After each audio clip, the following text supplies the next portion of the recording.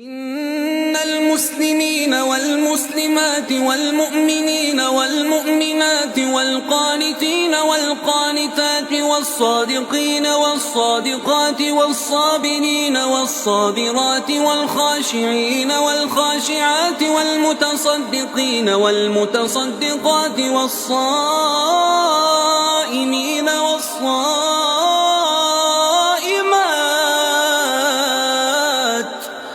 والحافظين فروجهم والحافظات والذاكرين الله كثيرا والذاكرات أعد الله لهم مغفرة وأجرا عظيما.